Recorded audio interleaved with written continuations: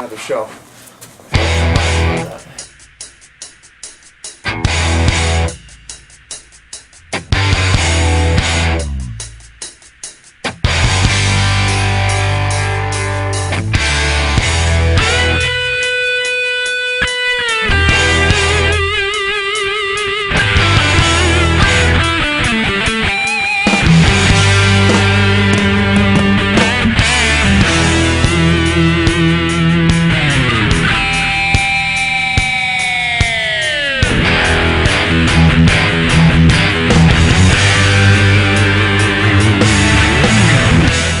Hey, what's up, peeps? My name is Lachlan Monroe. You're watching Vinny and Skip on the Best Damn Movie Show on YouTube.com. And welcome to another edition of the Best Damn Movie Show for January 14th, 2015. My name is Vince Lospada, along with my buddy Joaquin from the fourth row. Sits in the fourth row.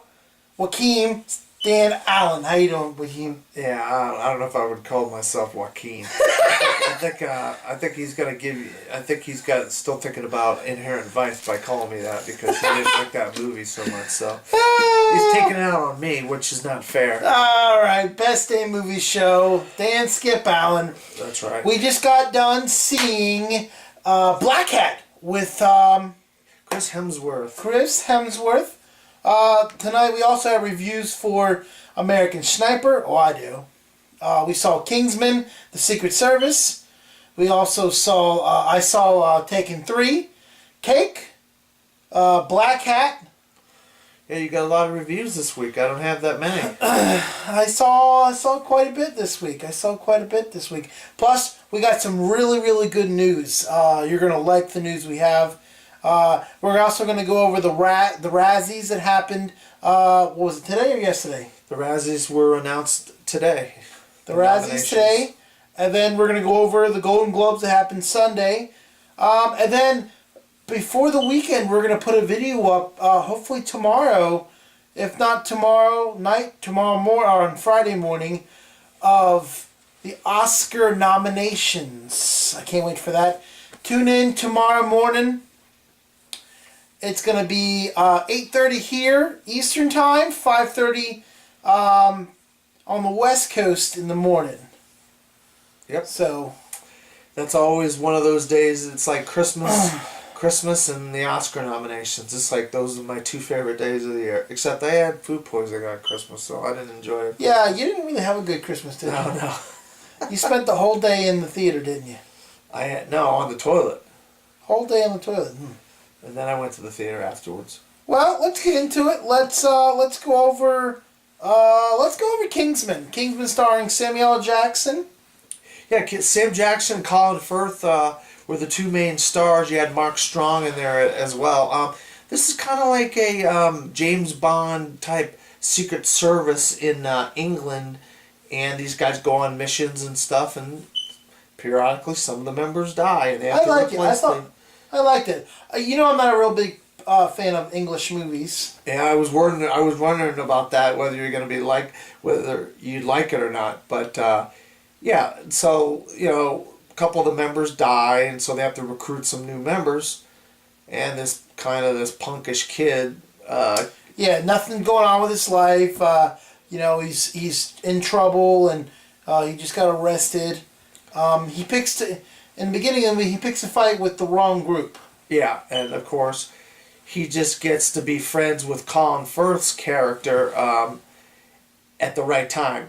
And he kind of gets recruited into this new Secret Service, the Kingsman Secret Service. Now, you know what it reminds me of? And they all have, names of the Knights of the Round Table, Sir Lancelot and King Arthur and all these different names. Who does he remind you of? Colin Firth reminds me of Alfred. Kind of like the butler, kind of like Bruce Wayne's mentor. Yeah, he could have been, give him another 10 years on his life, he could probably portray an Alfred type character, but he's still relatively young. And the thing about the Kingsman is he hasn't done this kind of role before, this action No, role. he hasn't actually. But he really held his own as an action star. Yeah. I mean, you don't think of Colin Firth as an action star, but he really, of course you had perfect villain. I mean, Sam Jackson with the speech impediment. Those two were fantastic, playing off each other, weren't they? Oh yeah, it was real good to see how the two reacted, and just the whole story that came out. I really wasn't a big fan of Samuel L. Jackson, but You liked him in this movie, huh? no, I didn't. Oh, you didn't? No, I didn't like his lisp either. Oh, you didn't like his lisp? Okay. And especially didn't like his Yankee cap. Yeah, he kept on changing his attire, though. He didn't always wear a Yankee cap. He wore other, like, orange hat, pink hat, purple hat. I mean, he had interesting attire. He kept on changing. And he had a gorgeous henchman with knives for feet and shoes. Oh yeah, she was pretty, wasn't she? Oh my God, was she crazy. Oh, and then we had a cameo by none other than Luke Skywalker himself, Mark Hamill. Where was he at? He was at the beginning. He was a professor that was kidnapped at the beginning, and then they replaced him later on with one of the bad guys, and that lured the Kingsmen in. See, my buddy, we argue about this all the time. He says Mark Hamill's a bigger actor than Christopher Lloyd. No, Christopher Lloyd's had. I mean, Mark Hamill's been one in the greatest franchise of all time. That he's one of the greatest animation TV shows of all time. But you would have never known it's him unless you looked it up. Yeah, but now, well, Christopher Lloyd definitely better. I'm gonna give Kingsman a 9 out of 10. Yeah, I definitely have to give it a big see it. I mean, it doesn't come out till February 6th. We got to see an early screening of it, but what a fun action adventure that thing was. And you can't talk about American Sniper because you've seen most of it. There wasn't. Yeah, after that, I think there was only about 20 minutes after you left. Yeah, well, American Sniper is the story of an American Texan named Chris Kyle, and he doesn't know what to do. He's like a cowboy in Texas, and he just is kind of thinking, and he sees some story about 9/11 on the news, and he says, I'm going to enlist in the military. He's not young. He was 30 years old. Yeah, he was a little and, old. Bradley Cooper goes into full Texan accent. I tell you what, he did a great job, didn't he, on that? Yeah. He gained a lot of weight, grew a beard, and he's kind of like a mentor to a lot of the guys that were in his SEAL unit. You know what I mean? Now today we heard that, and you probably knew this because didn't you say you read the book? That they didn't portray him the way he really was. The real way he was racist. Yeah, I mean, I don't see. When you're in the military, you got to work with all kinds of people, and people of all walks of life, poor, rich, black, white, Hispanic, Asian, whatever. So I just think that in the military, you get used to working and being around a lot of people. So if you are a racist, if you have that as part of who you are, it doesn't come out that much. I feel like it's hard for that to come out in the military. And Clint Eastwood was the director. Yep. And he was kind of mentored by the widow of Chris Kyle. And then the father. The father of him also was on the set too. So I heard that there was some tension there, saying, don't make my son look like a bad guy. Yeah, and I don't like that when they get the family members or the people in the band or the people that knew the person. I don't want that. If the book was written by Chris Kyle, then the book is what the script is written on. Then that's what the movie should be based on. I like how you said about Elton John today. You said, if I'm going to see a movie about Freddie Mercury. Yeah, I'm going to see a movie about Elton John. I want to know about what his life was, what the highlight spots were. Don't sugarcoat it. If you're not going to do it the way it was, don't do it at all. That's right, Freddie Mercury. I want a rated R version of Freddie Mercury. I want the rated R version of Elton John. I don't want the sugar-coated version, what makes Elton John this wonderful guy, or Freddie Mercury this wonderful guy, because they had some rough spots in their life, and I want those in the movie. Chris Kyle, if he was a racist, maybe they should have put some of that in the movie.